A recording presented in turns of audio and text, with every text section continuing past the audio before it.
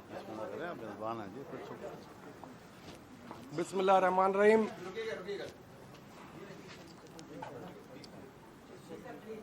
بسم اللہ الرحمن الرحیم.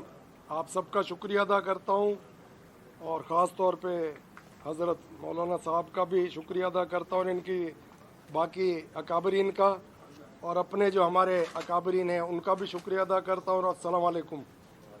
بڑی خوشی ہوئی ہمیں کہ حضرت ہمارے پاس آئے اور کافی اچھی دلچسپ باتیں ہوئیں, اور ان باتوں سے ملک کے آنے والے وقت کے لیے کچھ ہم لوگوں کی طرف سے ہم نے تجویزیں دی ہیں, کچھ انہوں نے ہمیں دی ہیں, اور ہم مستقبل کے لیے بہتر انداز میں پولیٹیکلی ایک سسٹم کو اس طریقے سے چلانا چاہتے ہیں کہ ہر آدمی اس کے اوپر اعتراض نہ کرے.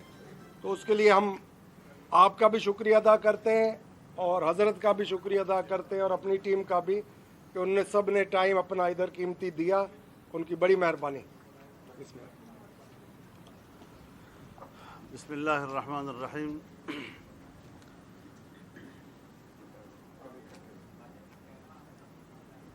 بزرگوں کے ہاں حاضری دینا پیر صاحب پگاڑا کے خاندان کے ساتھ, ان کے بزرگوں کے ساتھ ایک تعلق رہا ہے, اور میں کوئی 6-7 مہینے بعد یہاں کراچی آیا ہوں تو ضروری سمجھا کہ میں ان کی خدمت میں بھی حاضری دوں, جس طرح کہ میں پہلے بھی حاضری دیتا رہا ہوں. تو ہم نے جو بھی سوچا ہے آپس میں کچھ چیزیں شیئر کی ہیں تو وہ بڑی مثبت ہیں, اور اس کو مزید تقویت دینے کے لیے شاید ہماری کچھ میٹنگیں آگے بھی جاری رہیں گے انشاءاللہ. مولانا صاحب, آج بڑی اہم ملاقات ہوئی ہے, آپ کی ملاقات پیر صاحب کے ساتھ, تو اس پر بڑے مختلف انداز میں سے دیکھا جا رہا ہے. کیا آنے والے جو انتخابات ہیں اس کے حوالے سے نئے کسی اتحاد کی حکمت عملی ہے, یا جو نگران سیٹ اپ ہے اس حوالے سے کوئی بات چیت ہوئی ہے, کوئی پیش رفت, کیا کوئی ایسی خاص بات ہوئی ہے؟ جیسے کہ پیر صاحب نے خود فرمایا ہے کہ کوئی تجویز انہوں نے دی تو کوئی تجویز ہم نے دی. اب تجویز ہو یا تجویزیں ہوں, جب اس پہ اتفاق ہو جائے گا تو آپ کے سامنے رکھیں گے. اچھا مولانا صاحب, بہت ساری باتوں پہ آپ کا تحفظات ہے, کہہ رہے ہیں کہ جو نواز شریف اور زرداری کی جو ملاقات ہوئی تھی دبئی پہ, اس پہ آپ کا ابھی بھی تحفظات ہے جو دور کر رہے ہیں, کہ آپ کے تحفظات اب دور ہو گئے؟ دور ہو گئے. مولانا صاحب یہ بتائیے کہ ایم کیو ایم کا ہے کہ مردم شماری, اور صاحب کا فنکشن مردم شماری, تو کیا اس مردم انتخابات دیکھ رہے ہوتے ہوئے یا آگے جائیں گے, اور ان کا کپتان کا کیا مستقبل دیکھ رہے ہیں آپ سیاست میں؟ دیکھیے, جہاں تک ہے مردم شماری کا تعلق تو ظاہر ہے کہ شاید مشترکہ مفادات کونسل کا اجلاس بھی اسی کے حوالے سے ہوگا. اگر اس نے حتمی قرار دے دیا اور گزٹ ہو گیا تو پھر تو اسی کی بنیاد پر حلقہ بندیاں ہوں گی, ورنہ پھر پچھلی جو مردم شماری ہے اسی کے اوپر پھر حلقہ بندیاں جس طرح پہلے تھی برقرار رکھی جائیں گی. اور جہاں تک کپتان صاحب کا تعلق ہے, وہ قصہ اب تمام ہو چکا ہے. میرا خیال میں اس کو کسی سنجیدہ مجلس میں ذکر نہ کیا جائے تو اچھا ہوگا. نگران حکومت آ رہی ہے, اس کے بعد الیکشن نظر آ رہے ہیں آپ کو؟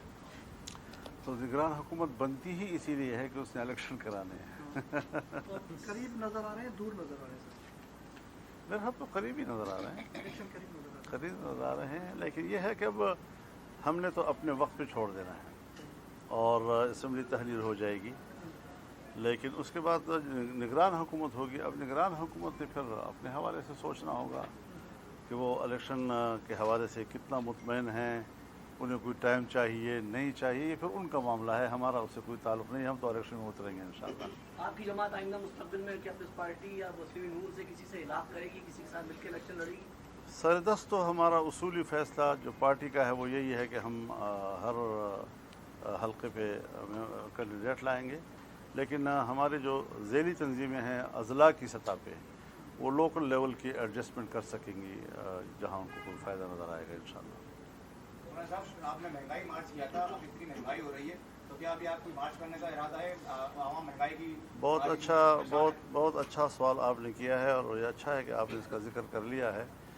हुकूमत बनने से पहले या अदम एतमाद की तहरीक लाने से पहले इसी सूबा सिंध की सरजमीन पर मैंने कोई 2 बड़े जलसों से ये कहा था कि मुल्क की मईशत को जिस तरह ज़मीन बोस किया गया है, कम से कम मुझे नहीं लगता कि अगर हुकूमत हमारे हाथ में आएगी तो हम मईशत को उठा सकेंगे। तो वो जो मुश्किलात हैं, जिस तरह IMF को हमारे ऊपर मुसल्लत किया, जिस तरह मुल्क को गिरवी रखा गया, जिस तरह आपके स्टेट बैंक को वहाँ गिरवी रखा गया, और जिस इन्हितात का डॉलर के मुकाबले में रुपए का सफ़र शुरू हुआ, वो सफ़र जो है उसको कंट्रोल करना ये आसान काम नहीं था जी। ठीक है, सियासी लोग आवाम को मायूस नहीं करते, हम बाज़ दफ़ा बहुत बड़ी बड़ी बातें भी कर जाते हैं, लेकिन मैंने जो बात आपसे की थी बतौर सदर PDM के, और उस वक्त हम तहरीक में थे, तो हमने कौम से ये बात नहीं छुपाई थी। हमें अंदाज़ा था कि दोबारा मुल्क को उठाने में काफ़ी वक्त लगेगा। अब सूरत हाल बेहतर तो हो रही है, और IMF ने भी कुछ रास्ते से हटने की कोशिश की है, लेकिन मेरा नुक्ता नज़र बिल्कुल कुछ मुख्तलिफ है। अमेरिका हो या मगरबी दुनिया, उसने पूरे ख़ित्ते में सिर्फ पाकिस्तान को निशाना क्यों बनाया हुआ है?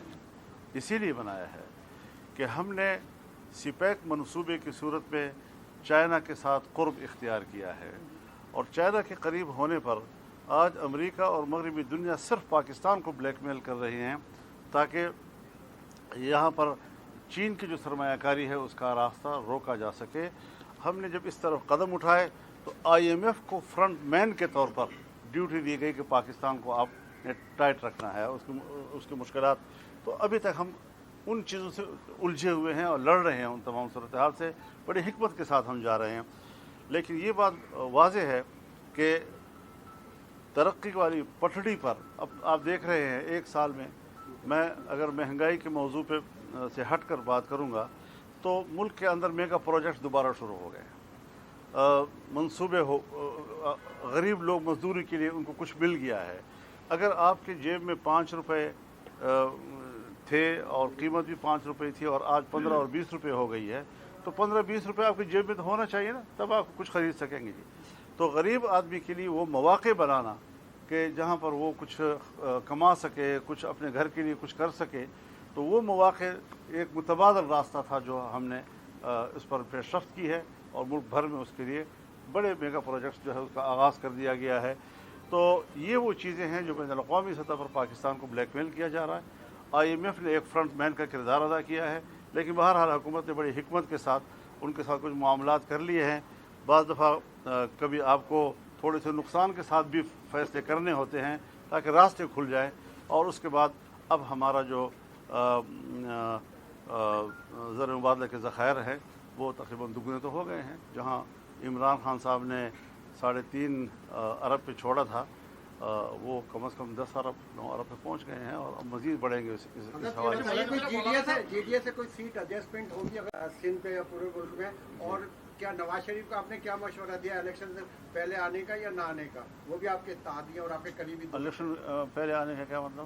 इलेक्शन से पहले जो होंगे मियाँ नवाज शरीफ साहब। जी जी, हाँ, मियाँ नवाज शरीफ ने फैसला, GDA से मियाँ नवाज शरीफ साहब ने अपने आने का फैसला खुद करना है। जो इसका मुल्क है, इस मुल्क में वो 3 दफ़ा वज़ीर-ए-आज़म रह चुके हैं, और जब भी आए पाकिस्तानी कौम उनको खुशामदीद कहेगी। अपना मुल्क है, अपना वतन है, और यहाँ पर उनकी सियासी किरदार की ज़रूरत होगी। और रहा ये कि मैंने पहले भी बात की कि हम ज़िला लेवल पर एडजस्टमेंट जो है वो मुख्तलिफ़ पार्टियों से भी कर सकते हैं। और GDA ने आज जिस तरह खूबसूरत हमें जवाब दिया है और जिस शाइस्ता अंदाज में उन्होंने पेशरफ्त के लिए आमादगी ज़ाहिर की है, तो इंशाल्लाह हम भी उनको मायूस नहीं करेंगे। अच्छा, कल आप लोग फौज की निगरानी में होने चाहिए, इस सिलसिले में बता दीजिएगा आपका क्या मौक़िफ़? पहले तो ये तय करो इलेक्शन होंगे और कब होंगे, निगरानी वाली बात की है जी। एक बात मौलाना साहब, कल जो है वो आप लोग एहतजाज कर रहे हैं जी, उसी पे जो कुरान पाक की जो बेहुरमती की गई है ये मुसलसल, और अब उन्होंने इतनी डिडाई ये की है कि जो वो दोबारा जो है वो इस तरह की हरकत की जो है वो इजाज़त दे दी गई है। आप हुकूमत का हिस्सा हैं, आप एहतजाज कर रहे हैं, एक जमहूरी तरीका, एक सफारती तरीका ये तो है अपने जो है वो सफीर को वापस बुलाया जाए और स्वीडन के सफीर को मुल्क बदल किया जाए।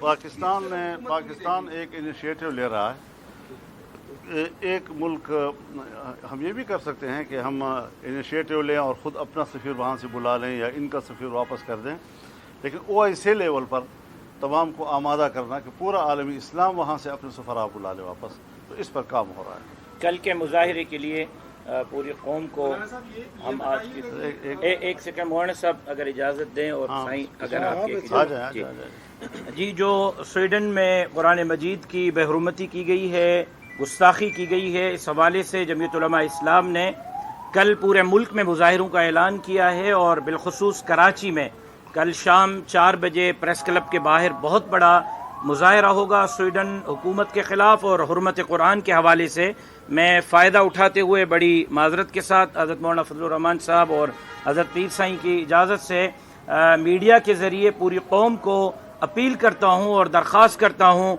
कि कल इस चीज़ से हट कर के हम किस मसलक से हैं, हम किस जमात से हैं, हमारा क्या काम है, हम सब मुसलमान हैं और कुरान की इज़्ज़त और आबरू के लिए हम सबको निकलना चाहिए। तो कल कराची के अवाम बिलखुसूस और पूरे सिंध के अवाम बिलउमूम कराची प्रेस क्लब पर पहुंचकर कुरान मजीद के हवाले से एक आवाज़ बनकर स्वीडन को बताएं कि मुसलमान बेगैरत नहीं हैं और किसी सूरत हम कुरान मजीद के हवाले से कोई गुस्ताखी कबूल करने के लिए तैयार नहीं है। एक बात मैं वाज़ेह कर देना चाहता हूँ जी कि आलमी सतह पर यानी मगरबी दुनिया जिस तरह उन्होंने दहशतगर्दी के नाम पर और शिद्दत पसंदी के नाम पर और पता नहीं क्या क्या उन्वानात देकर मज़हब के ग्राफ को गिराने के लिए, मज़हब को एक जैसे हम जुर्म कर रहे हों उस लेवल पर दीन इस्लाम को लाने के लिए जो उन्होंने कोशिशें की वो नाकाम हो गई।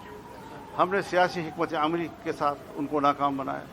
हम मजहबी लोग होते हुए, दीनी मदारस से वाबस्ता होते हुए हमने अपने आप को मुल्क के साथ वाबस्ता रखा, जमहूरियत के साथ रखा, पार्लियामेंट के साथ रखा, आइन के साथ रखा और कोई इश्तिआल का रास्ता जो है हमने नहीं दिया। अब चूँकि उनकी वो जो ख्वाहिश थी वो नाकाम हो गई। अब आप देखें कि वो कितने तंग नज़र हैं। एक मुसलमान भी अदालत से इजाज़त लेकर मैदान में आ गया, लेकिन उसने कहा कि इंजील और ज़बूर का ज़िक्र, इंजील और तौरात का ज़िक्र कुरान मजीद में है, मैं तक़द्दुस करता हूँ, मैं इसका एहतराम करूँगा। सवाल ही पैदा नहीं होता कि हम उसकी बेहुरमती करें और वो कुरान करीम को जला रहे हैं। ये है वो तंग नज़री, अदम बर्दाश्त, अदम तहम्मुल जिसका मुजाहरा। तो ये जो मगरिब ने अपने आप पर एक लुबादा कि हम तो बड़े लिबरल्स हैं और बड़े फराख दिल हैं और बड़े, ये सारा नकाब उतर गया है। वो इंतहाई मुतशद्दिद हैं, इस्लाम दुश्मन है, मुसलमान दुश्मन हैं और मुसलमानों की दिल आज़ारी करना, ये इसको आज़ादी राय से ताबीर करना, ये तो मैं नहीं समझता कि कोई मज़हब हो सकता है, कोई इंसानियत हो सकती है, कोई जमहूरियत हो सकती है, कोई इजहार राय हो सकता है। दूसरे को तकलीफ़ पहुँचाना, ये तो मेरे ख्याल में कहीं दुनिया में अखलाकियात नहीं है। तो ये दुनिया इस वक्त शिकस्त खा चुकी है, माशी लिहाज से भी शिकस्त खा चुकी है। वो मईशत जो गुज़श्ता 200-300 साल पहले मगरिब मुंतकिल हो गए थे और उनके कंट्रोल में मईशत आ गई थी, वो दोबारा एशिया की तरफ लौट रही है। तो वहाँ पर भी वो नाकामी देख रहे हैं। इस्लाम को उन्होंने मरूब करने की कोशिश की, उनको दबाने की कोशिश की, वहाँ भी वो नाकाम हो गए हैं। अपनी इस नाकामी को अब वो इस किस्म की तंग नज़री से, जज्बात, गुस्सा, इश्तिआल के साथ वो अपने आप को तसल्ली देने की कोशिश कर रहे हैं। इंशाअल्लाह वो नाकाम होंगे और कल जब पब्लिक के सामने हम जाएंगे इंशाअल्लाह ये पूरी उम्मत मुस्लिमा को वहदत की दावत। बहुत शुक्रिया जी, थैंक यू जी, थैंक यू। आ गए हैं कि इस हवाले से आपके हवाले से भी खबरें चली थी कि आपको एतमाद में नहीं लिया गया निगरान हुकूमत के हवाले से। वो तो हो गई बात जी। थैंक यू जी, बहुत शुक्रिया जी, थैंक यू जी, थैंक यू वेरी मच जी। केपी में इस वक्त कुछ धमाके हो रहे हैं, बलूचिस्तान में कबायली झगड़े हैं, सिंध में बहुत सारे लोग जो है वो अगवा हो चुके हैं। इस वक्त मुल्क की जो 40 की सूरत हाल है वो सबके सामने है। इस पर मौजूदा हुकूमत का क्या लाएअमल है और अभी जो निगरान हुकूमत आ रही है उनका क्या लाएअमल होगा और क्या ये कंट्रोल हो पाएगा, इसमें इलेक्शन हो पाएंगे या नहीं? कंट्रोल तो हो जाएगा, लेकिन उसके लिए एक बाकायदा हुकूमत बनेगी, एक मुस्तकिल हुकूमत पाकिस्तान, तो हम सारी चीज़ें जो है कलील मुद्दत बुनियादों पर कर रहे हैं। हम तवील मुद्दत बुनियादों पर जब बैठकर पॉलिसियाँ बनाएंगे तो इंशाल्लाह ये सारी चीज़ें कवर हो सकेंगी इंशाल्लाह। हम निकल जाएंगे, आप निकल जाएंगे।